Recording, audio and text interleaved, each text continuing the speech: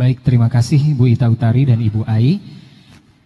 Bapak Ibu, tepuk tangan sekali lagi untuk Ibu Ai dan Ibu Ita Utari. Selanjutnya, sesi ini akan saya bawakan, akan saya moderatori langsung. Dan saya akan perkenalkan narasumbernya. Bapak Ibu, tolong kosongkan hati, kosongkan pikirannya, karena narasumber kita berikut ini usianya masih 23 tahun. Tapi seperti yang disampaikan di dalam pepatah, unzur maqala wala tanzur man qala. Lihat apa yang ia sampaikan, jangan lihat siapa yang menyampaikannya. Tapi yang menyampaikannya juga pengalamannya luar biasa. Beliau pendidikan S1 Sistem Informasi Universitas Bina Nusantara, D1 Komputer Software Engineering Institut Teknologi Bandung, D3 Sistem Komputer Jaringan dan Telekomunikasi Akademi Manajemen Komputer dan Informatika, dan beliau adalah lulusan SMK Pasti Bisa. Cia, guru SMK mana guru SMK? Oke, dan pengalaman menjadi trainer sudah luar biasa banyak. Kemudian sekarang menjadi Staf IT Content and Knowledge Management Division di Simeo Semolek. Tanpa berlama-lama lagi, kita panggilkan Bapak Muhammad Muslim Rifai. Saya panggil Bapak apa Mas ya? Silakan Mas. Ya, beliau pernah menjadi juara pertama Semolek Game Competition. Silakan duduk. Sesi kita sebenarnya sampai 14.30 Mas Muslim. Tapi kelihatannya akan sangat sedikit ya. Jadi saya mau izin untuk yang sesi berikutnya mungkin akan memakan waktu kira-kira sampai 10 menit. Dan kelihatannya Bapak tidak sabar lagi untuk mendengarkan materi dari Mas Muslim. Temanya adalah belajar zaman now. Nah, belajar zaman now dan yang ngasih materi adalah kids zaman now. Silakan Mas Muslim. Baik, terima kasih Bapak Ibu. Selamat siang. Ya, Assalamualaikum warahmatullahi wabarakatuh. Ya, seperti yang diperkenalkan tadi, nama saya Muhammad Muslim Rifai. Bapak Ibu bisa panggil saya Rifai. Mungkin mohon maaf saya memberanikan diri berdiri di sini di hadapan Bapak Ibu. Kenapa ini anak kecil berdiri di situ? Nah, di sini saya diamanati untuk menyampaikan materi tentang belajar zaman now. Nah, Oke, mungkin sebelumnya Bapak Ibu sudah kenal Semolek itu apa? Yang belum kenal, tunjuk tangan. Ya, lumayan ada beberapa ya yang belum kenal Semolek ya. Nah, pengalaman kita di beberapa kegiatan itu ternyata masih banyak sekali yang belum kenal apa itu Semolek. Maka mohon izin untuk menyampaikan sedikit saja tentang Semolek. Nah, Semolek ini adalah salah satu center dari Simeo. Simeo sendiri adalah Southeast Asian Ministry of Education Organization. Jadi organisasi menteri-menteri pendidikan se-Asia Tenggara Bapak Ibu. Nah, mungkin Bapak Ibu lebih kenal dengan ASEAN ya kalau untuk organisasi Asia Tenggara. Nah, organisasi kalau ASEAN itu di bidang ekonomi, politik, dan budaya ya. Nah, kalau di Semolek ini adalah untuk di bidang pendidikan. Nah, bahkan untuk tahun berdirinya sebenarnya kita lebih tua 2 tahun Bapak Ibu. Kalau ASEAN itu kan di tahun 1967. Kalau Simeo itu di tahun 1965.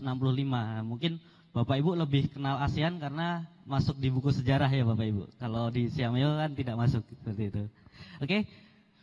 Selanjutnya negara anggotanya itu hampir sama seperti anggota ASEAN, tapi untuk Timor Leste itu sudah masuk di tahun 2006. Kalau ASEAN baru masuk tahun 2017 kalau tidak salah, seperti itu. Oke, next saja, singkat-singkat saja.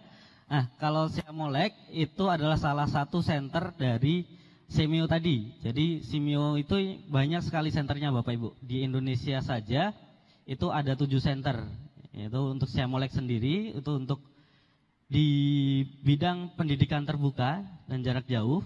Kemudian ada Rekfon, itu untuk food and nutrition.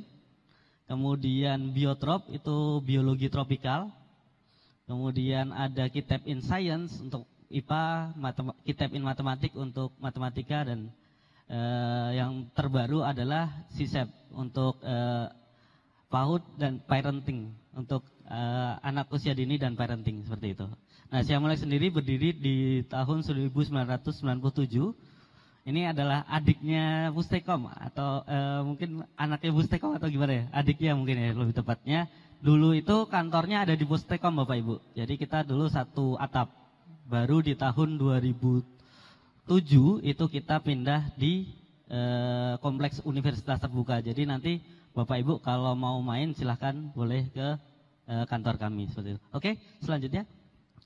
Nah, ini tidak usah saja. Ini sepertinya, oh ya, sedikit saja mungkin. Mungkin visi dari institusi kami ini adalah menjadi pusat keahlian dan pembelajaran terbuka dan jarak jauh, tidak hanya di Indonesia tapi di ASEAN, yaitu untuk membantu negara-negara ASEAN tadi. Oke, next. Nah, sebelumnya saya akan membuka dengan data-data untuk perkembangan internet di Indonesia, Bapak Ibu. Nah, next. Nah, perkembangan internet di Indonesia ini sangat luar biasa sekali, Bapak Ibu. Dari tahun ke tahun ini peningkatannya sangat signifikan.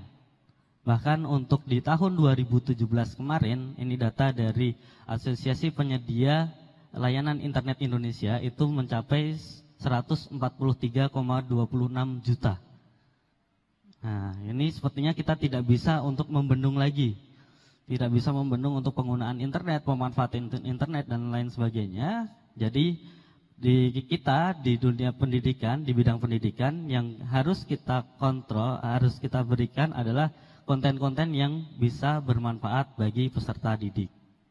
Jadi karena konten yang ada di internet ini cukup banyak sekali, maka kita harus lebih memperbanyak untuk konten-konten yang positif, yang bermanfaat bagi anak-anak kita, anak-anak ya peserta didik seperti itu. Nah, di sini juga untuk persebaran usianya itu sangat bervariasi. Jadi bahkan tidak hanya di kalangan remaja Bapak Ibu.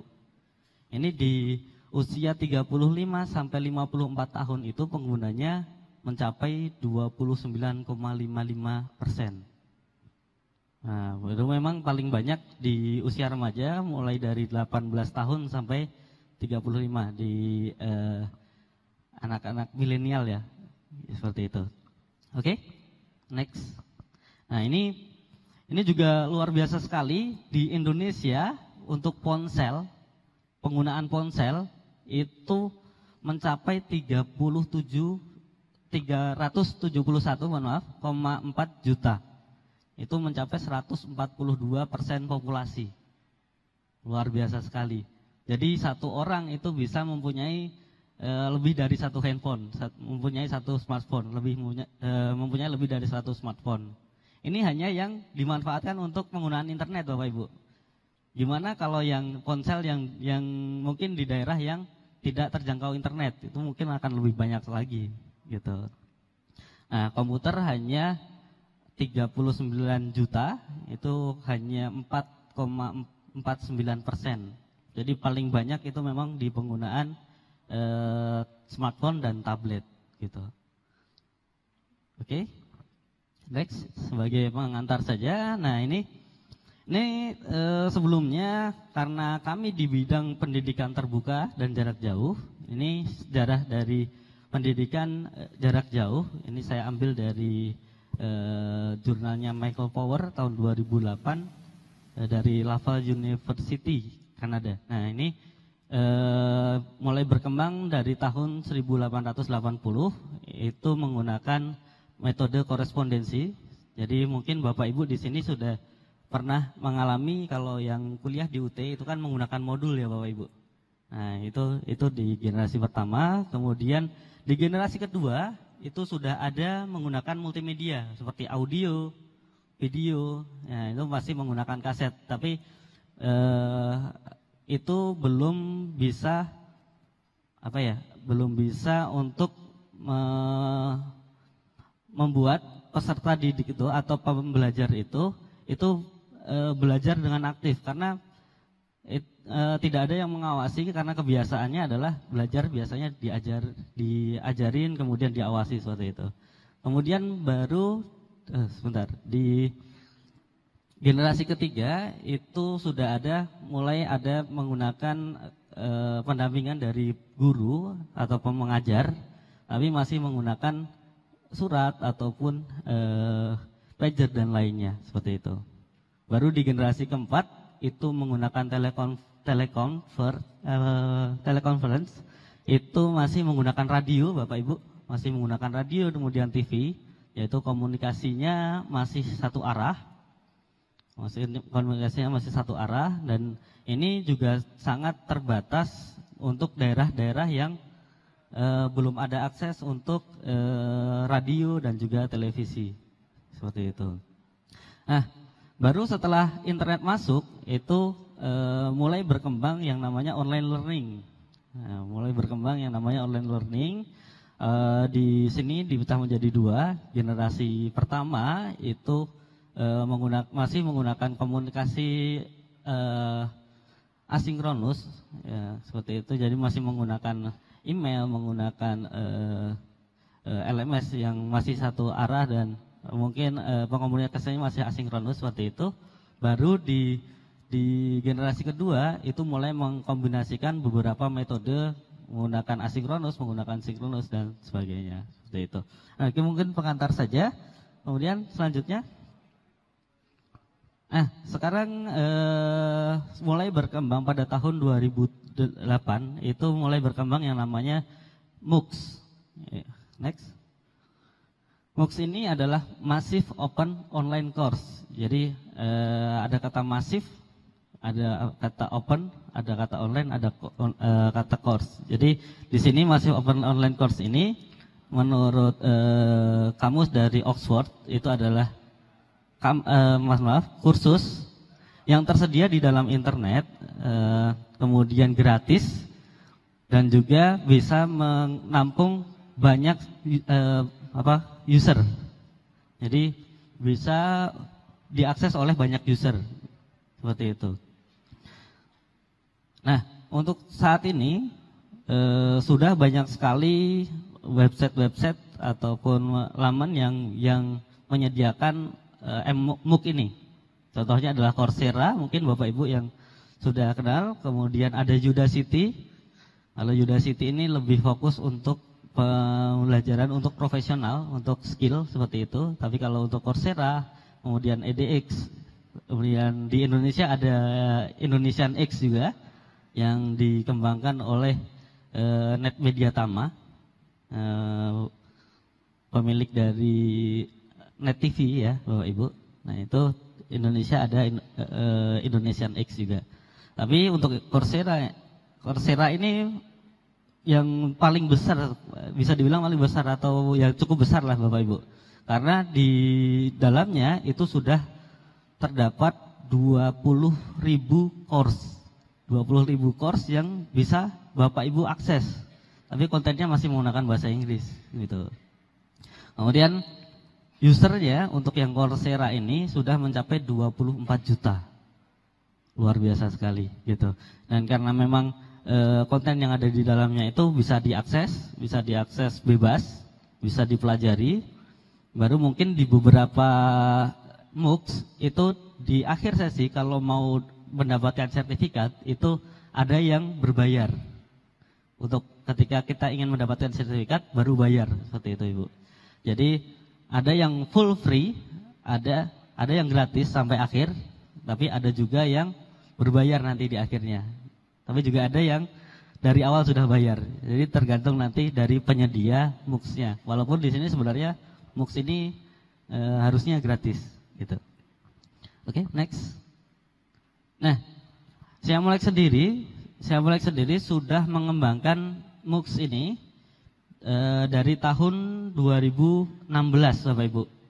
Kemudian kita sudah memiliki 57 course tapi dipisah menjadi dua, yaitu MOOCs dan juga OER. Apa perbedaannya?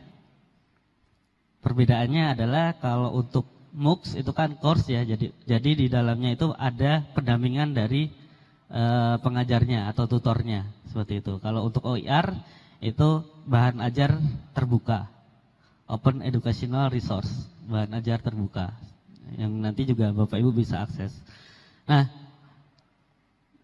jumlah konten yang ada di dalamnya itu sudah lebih dari 1000 konten yang terdiri dari audio, video, kemudian teks bisa berupa PDF, bisa berupa Word, bisa berupa teks HTML dan juga PowerPoint seperti itu.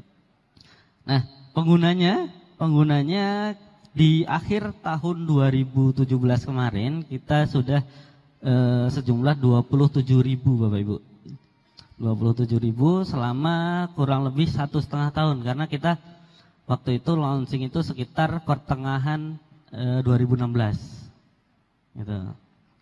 Oke, next. Oh ya, mohon maaf, alamatnya mungkin Bapak Ibu kalau mau mengakses itu ada di mooc.seamolek.org. Tidak saya tulis, mohon maaf, lupa. Nanti bisa silakan coba daftar, coba untuk mengakses. Oke, next.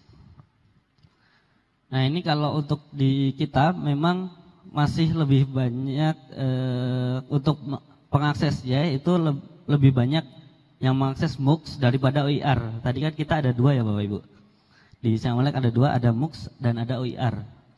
Nah, ini lebih banyak yang mengakses MOOC karena mungkin peserta didik ataupun yang mengakses user tersebut lebih memilih materi yang ada pendampingannya gitu. Kemudian memang juga MOOCs ini memang mungkin beberapa kali kita buka sampai pencetakan sertifikat dan itu gratis semuanya seperti itu.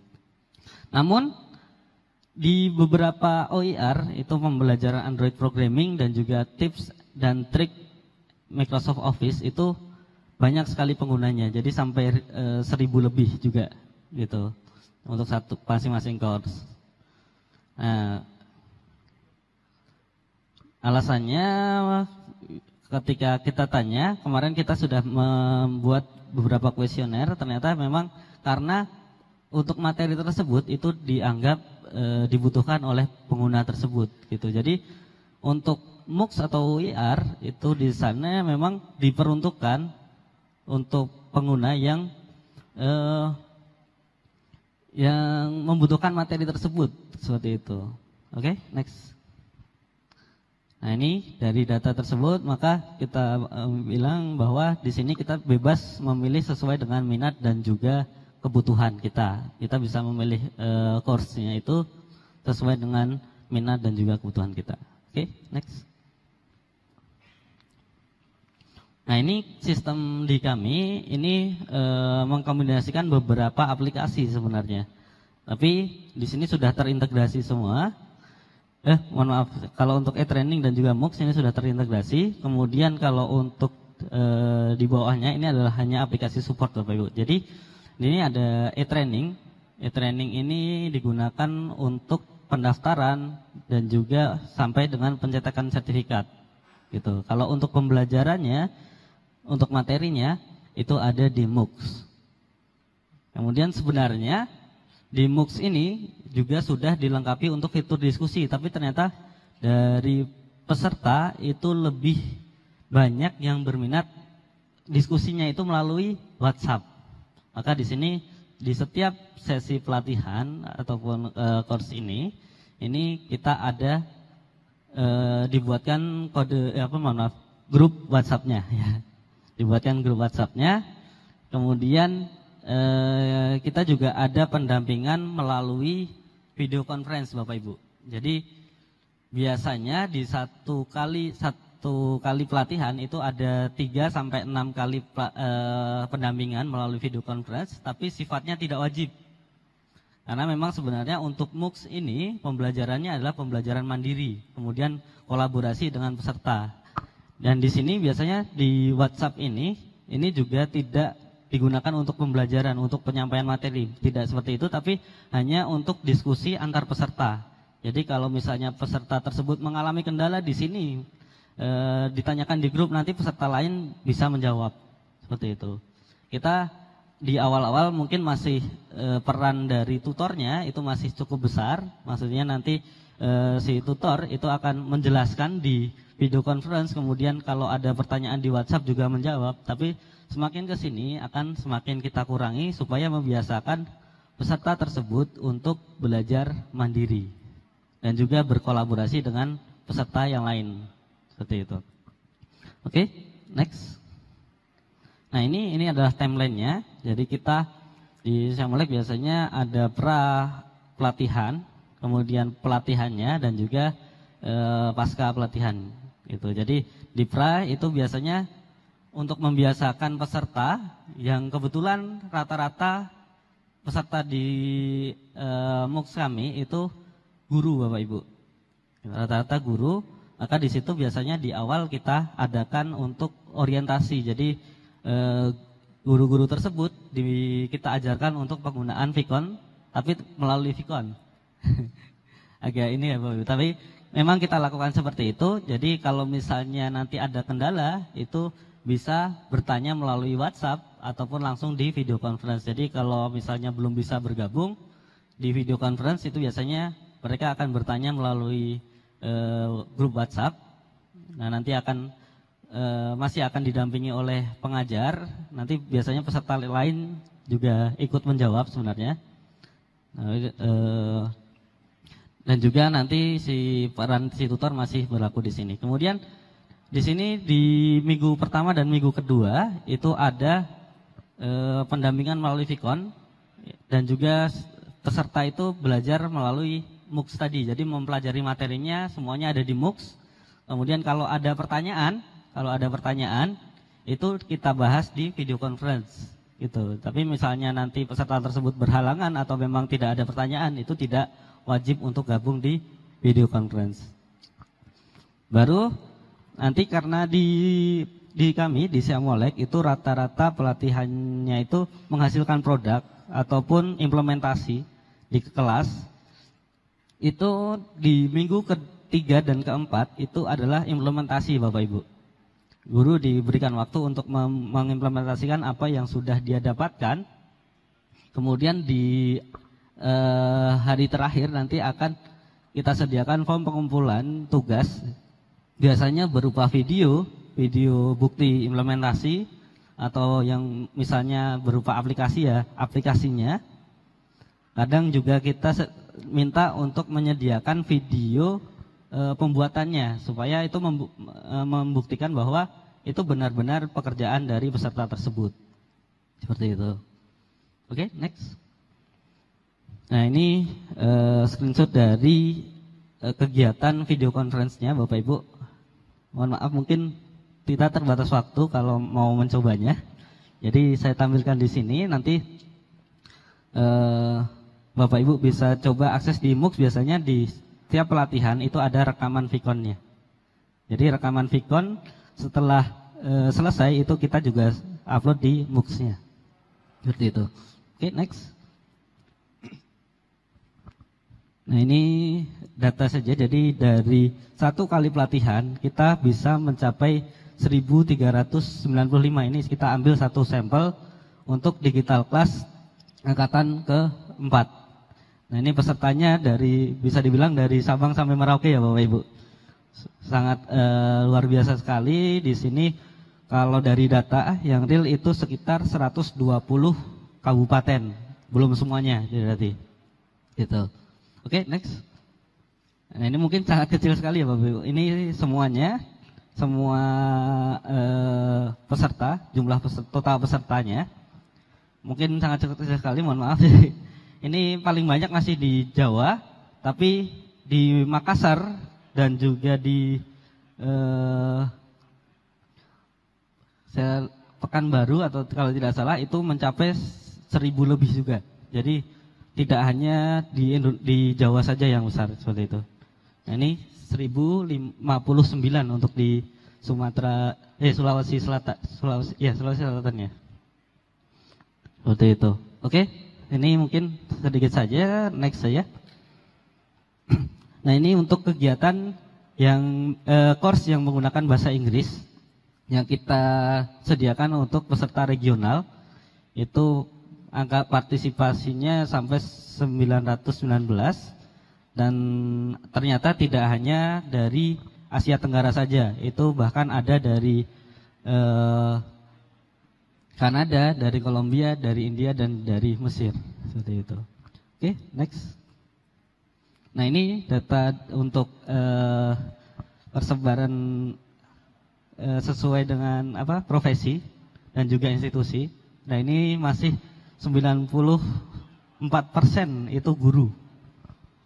Nah, tapi kemarin kita juga sudah mencoba untuk siswa yang digunakan untuk ada lomba dari Simeo, namanya Southeast Asia Creative Camp. Itu untuk pembelajarannya itu melalui MOOCs ini, kemudian nanti hasil karyanya itu dilombakan seperti itu.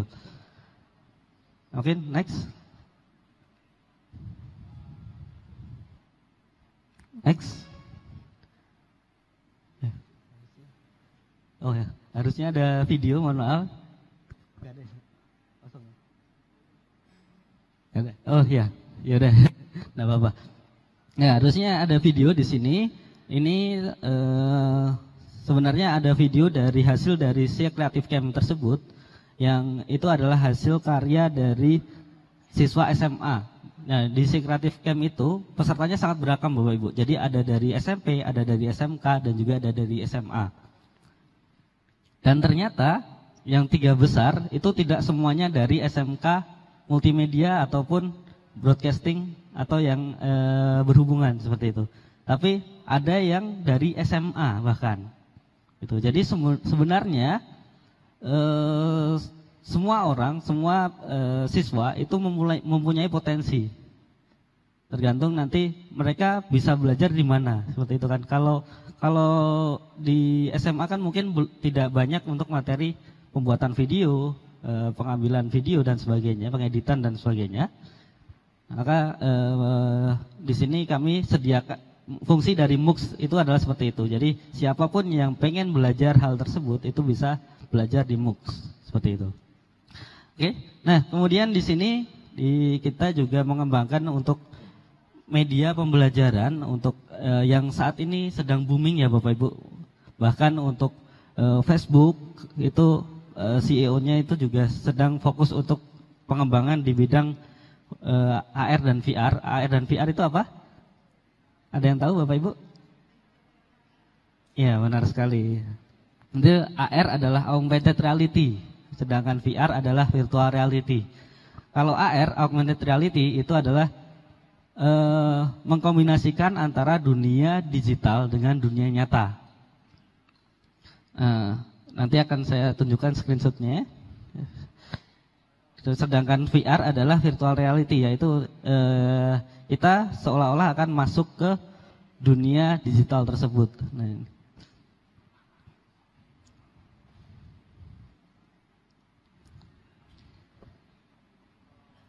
oke, nah ya, selanjutnya ini adalah salah satu contoh dari pengembangan augmented reality. Nah, ini bisa dimanfaatkan untuk pengembangan buku yang dari buku fisik itu bisa dikombinasikan dengan aplikasi augmented reality seperti ini Bapak Ibu. Jadi nanti pembelajarannya itu mungkin akan lebih menarik bagi siswa. Nah, itu dari beberapa pameran yang kami lakukan itu biasanya sangat antusias untuk siswa mencoba untuk augmented reality dan juga virtual reality ini. Gitu. Oke, next. Ini contoh-contoh saja. Ini untuk augmented reality landmark Indonesia. Next. Nah, ini kalau untuk VR Bapak Ibu, VR ini sangat beragam. Jadi dari mulai yang paling murah sampai yang paling mahal. Yang paling mahal itu menggunakan Gear VR. Mungkin Bapak Ibu kalau sering main ke mall biasanya ada wahana untuk mencoba VR ya Bapak Ibu.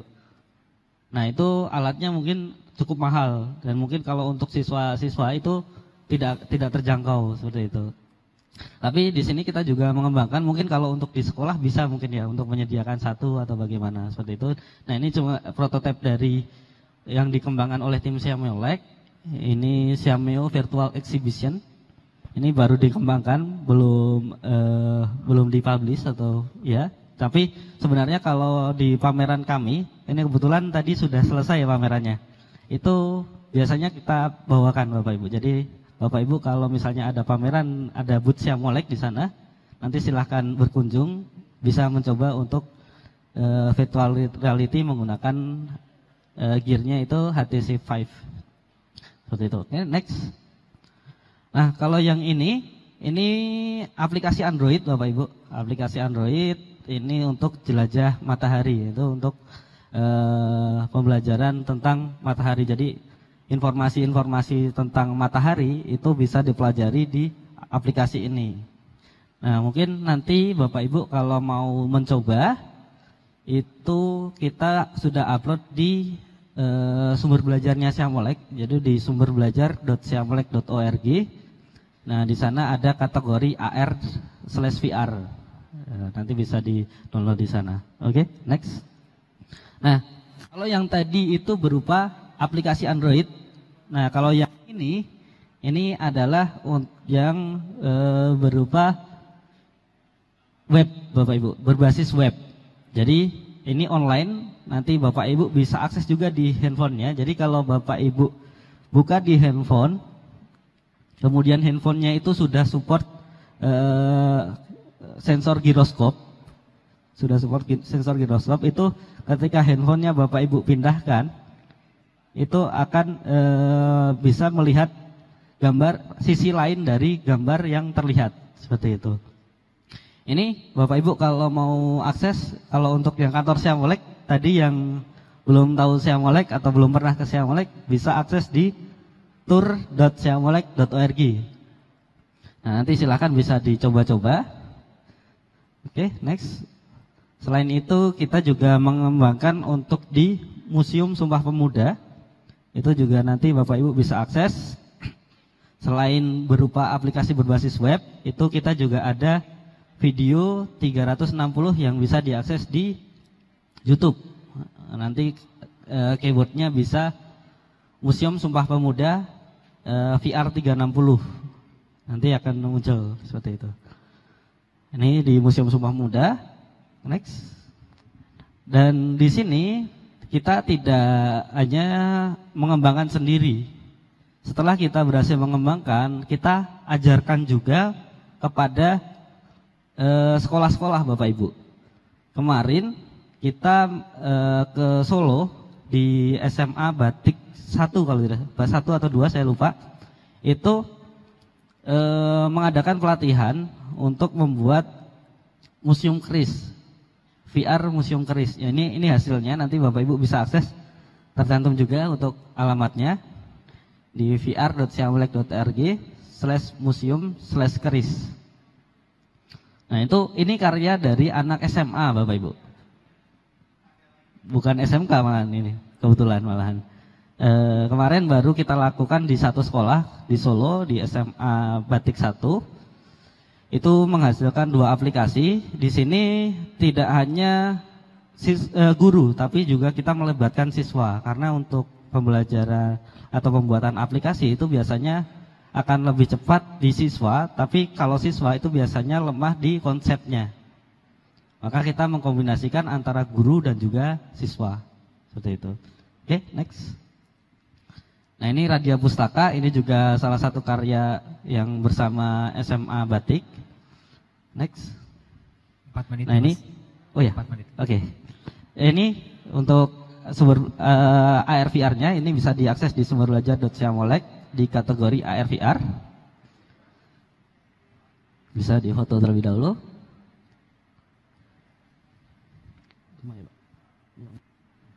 Oke. Kalau sudah, next. Nah, ini kebutuhan untuk pembelajaran digital itu kok ada, kita kan membutuhkan internet ataupun satelit atau server kemudian harus ada media untuk mengaksesnya, bisa komputer ataupun komputer, kalau di sekolah ada komputer lab ya Bapak Ibu. Nah, next. Sekarang gimana untuk yang di daerah 3T? Mereka kan tidak bisa untuk menikmati fasilitas internet tersebut ya Bapak Ibu. Nah di Siam Molek itu next, kita mengembangkan yang namanya Sierra. Sierra ini adalah Siam Molek Innovative Educational Resource for Remote Area. Jadi memang kita buat untuk daerah-daerah yang tidak ada jangkauan internet, seperti itu. Alatnya kita menggunakan, mungkin Bapak Ibu yang di IT mungkin mengenal yang namanya Raspberry Pi. Nah itu kita buat menjadi seperti mini server, tapi sebenarnya bukan alatnya yang kita tawarkan, walaupun sebenarnya tetap alat ini mendukung untuk Sierra tadi, yaitu untuk daerah 3T, karena untuk Sierra ini dayanya ini hanya membutuhkan daya yang kecil Bapak Ibu. Jadi kalau misalnya mati lampu itu bisa dihidupkan dengan power bank. Jadi kalau misalnya di daerah 3T itu kan biasanya lebih sering mati lampunya daripada hidupnya. Nah itu mungkin kalau pas hidup itu bisa di charge power banknya, kemudian kalau mati bisa digunakan untuk penghidupan Sierra ini. Oke, next. Next, ya. Nah ini fiturnya, kita di dalam Sierra ini bisa untuk menyimpan media pembelajaran, media ajar di dalamnya. Untuk saat ini sudah ada lebih dari 60.000 konten. Kemarin juga dari Pustekom menyumbangkan untuk materi-materi di rumah belajarnya di Sierra ini, seperti ini. Kemudian juga bisa dimanfaatkan untuk simulasi ujian dalam jaringan, gitu. Jadi untuk mengaksesnya bisa menggunakan aplikasi Android, karena memang kalau untuk di daerah kita anggap mereka lebih banyak menggunakan handphone ya. Kemarin di pameran di Bispar itu kita ada pameran juga, kemudian ada pengunjung dari NTT, itu mereka cerita bahwa anak-anaknya itu sudah banyak yang menggunakan smartphone. Tapi mereka itu kita itu tidak bisa menyediakan media pembelajaran yang di dalam handphonenya gitu. Nah itu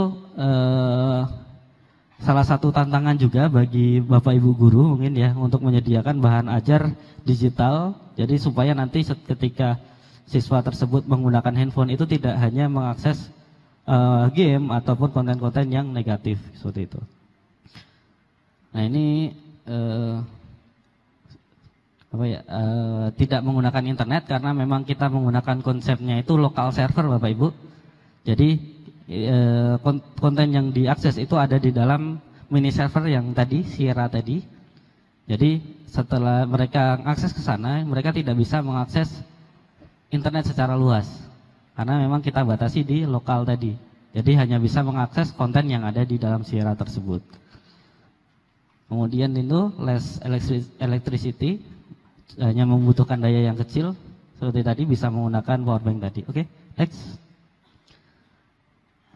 Nah ini persebarannya kita sudah sebar di beberapa tempat. Di Kinabalu, kemudian di Ternate, di Padalarang, Jawa Barat, kemudian di Papua, dan juga di Aceh. Nah ini kebetulan kemarin kan kita hibahkan seperti itu, kita bantukan, kita pinjamkan sebenarnya, kita pinjamkan ke mereka seperti itu. Oke, next, semuanya itu saja yang bisa saya sampaikan, kurang lebihnya mohon maaf, saya kembalikan terlebih dahulu ke moderator. Ya baik, terima kasih Mas Muhammad Muslim Rifai. Menarik apa yang disampaikan oleh Mas Muslim dengan beliau tadi menyajikan bagaimana perkembangan aplikasi, kemudian juga pengembangan teknologi untuk pembelajaran yang sudah difasilitasi oleh Semolek ya. Nah terkait itu Mas Muslim, ada beberapa pertanyaan yang kita sesuai tema dulu nih.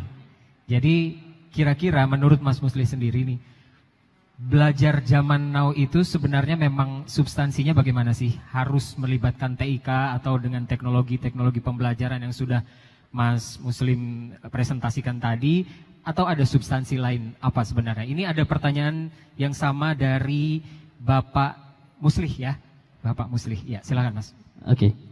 Mohon izin untuk menjawab. Mungkin kalau untuk pembelajaran zaman now memang sebenarnya tidak hanya untuk penggunaan teknologi sebenarnya, tapi lebih ke untuk pembelajarannya, yaitu dari MOOC tadi itu sebenarnya konsepnya adalah untuk belajar mandiri, kemudian bisa berkolaborasi dengan peserta yang lain gitu. Jadi walaupun misalnya tidak di sekolah, kalau di sekolah kan dengan guru ya Bapak Ibu. Itu di luar walaupun tidak ada guru, itu dia masih bisa berdiskusi dengan temannya, bisa mendapatkan materi dari internet ataupun dari sumber-sumber yang lainnya untuk mereka mengembangkan apa yang dia butuhkan, apa yang dia minati, seperti itu. Mungkin itu saja. Oke, jadi tidak, substansinya bukan hanya dengan menggunakan TIK-nya saja gitu ya, tapi dari berbagai sumber dia belajar gitu ya. Kalau untuk IT itu hanya sebagai media saja. Oke, baik. Kemudian ini ada pertanyaan lanjutan dari Ibu Temi Yulianti dari MAN 20 Jakarta ya. Ini terkait aplikasi-aplikasi yang tadi sudah Mas Muslim presentasikan. Apakah Semolek menyediakan aplikasi-aplikasi yang menjadikan siswa tidak hanya menjadi objek atau penikmat teknologi, namun juga ikut menjadi subjek atau produser dalam perkembangan teknologi? Ini menarik. Oke. Nah, makanya kalau untuk aplikasi yang tadi AR VR mungkin ketika kita berikan kepada siswa, itu mungkin siswa akan menjadi penikmat dari teknologi tadi. Tapi kalau siswa tadi itu mau belajar menggunakan, mungkin yang awal saya jelaskan itu menggunakan MOOC tadi, di dalam MOOC mereka bisa belajar, bisa mengakses konten-konten yang ada di MOOC, mereka bisa belajar mandiri, tidak hanya di MOOC-nya yang di Indonesia, bahkan untuk yang di luar negeri, mereka bisa berkembang seperti itu. Contohnya saja, kalau untuk di yang tadi, saya Creative Camp, itu tidak hanya untuk video tourism saja. Kalau yang tadi saya jelaskan itu adalah tentang untuk pembuatan video ya Bapak Ibu. Tapi di Creative Camp itu juga ada beberapa lomba yang mungkin cukup menarik. Contohnya adalah pembuatan augmented reality dan virtual reality. Itu pesertanya menarik Pak. Jadi tidak hanya dari SMK saja, bahkan dari SMP. Kemudian ada yang SMK tapi jurusannya bukan IT Bapak Ibu. Dari Jasa Boga. Luar biasa sekali kan, Jasa Boga yang biasanya masak, ini membuat aplikasi augmented reality. Gitu. Dia bisa membuat aplikasi augmented reality seperti itu. Walaupun mungkin kemarin untuk yang dari Jasa Boga itu tidak menjadi juara, tapi mereka masuk di finalisnya. Jadi sampai dengan presentasi. Gitu. Jadi ada babak penyisihan, ada babak presentasi, kemudian baru finalnya. Itu mereka terpilih untuk masuk ke babak presentasinya. Gitu. Jadi tidak hanya di anak-anak IT saja yang bisa membuat aplikasi, tapi semua yang mau belajar itu bisa. Gitu. Baik, Mas Muslim. Sebenarnya banyak sekali pertanyaan yang menarik, cuman ini saya ngambil satu pertanyaan lagi. Ini terkait pertanyaan-pertanyaan sebelumnya, bahwa tadi Mas Muslim juga ceritain bahwa memang peserta didik sudah banyak yang bisa mengembangkan aplikasi sendiri gitu ya. Nah, berarti gurunya juga harus bisa menyesuaikan gitu. Nah, kelihatannya para peserta ini berminat nih untuk bisa hadir ke diklat-diklat yang diselenggarakan oleh Semolek. Ada pertanyaan dari Pak Sunardi Trihandoyo. Kok Semolek diklat daring 2017 sampai saat ini 2018 tidak aktif, apa benar? Atau mungkin bisa di ini. Okay. Terus kalau mau ikut daring, kalau mau ikut pelatihan, bagaimana, siapa yang dihubungi? Silakan Mas. Oke, sebenarnya kita tidak berhenti Bapak Ibu. Nah, mungkin saja. Jadi kalau untuk pengumuman, kalau kita mau membuka pelatihan secara daring ataupun luring, tatap muka ataupun secara online, itu ada di sosial media kami, baik itu melalui Facebook, baik itu melalui Twitter, kemudian Instagram. Selain itu kita juga update melalui website kami yang tadi e-training. Nah, di situ juga pendaftarannya melalui website tersebut juga, kemudian sampai nanti pencetakan sertifikat sampai di situ. Bahkan untuk syarat-syarat untuk masing-masing pelatihan itu kita sebutkan Bapak Ibu, jadi bisa diakses di e-training.siamolek.org. Jadi kita untuk tahun ini memang mungkin volumenya ataupun intensitasnya itu tidak sesering kemarin, karena kita pecah Bapak Ibu. Kalau kemarin kita banyak fokus ke pelatihan daring online. Kalau sekarang itu kita ada pelatihan luring. Jadi Bapak Ibu kalau mau pelatihan tatap muka itu bisa dicek informasinya ada di e-training.siamolek.org. Di sana sudah kita jadwalkan dari Januari kemarin sampai dengan Desember. Pendaftaran sudah kami buka.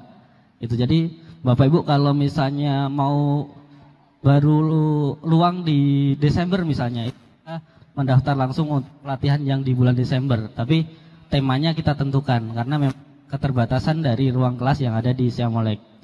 Kalau untuk yang online itu nanti biasanya dibukanya itu 1 minggu atau 2 minggu sebelumnya, tergantung nanti ketersediaan resource di Siamolek. Kenapa kita buka cuma 2 minggu? Biasanya belum sampai 1 minggu saja pesertanya sudah mencapai ribuan Bapak Ibu, maka kita terpaksa tutup kalau sudah mencapai kuotanya gitu. Oke, mungkin itu saja.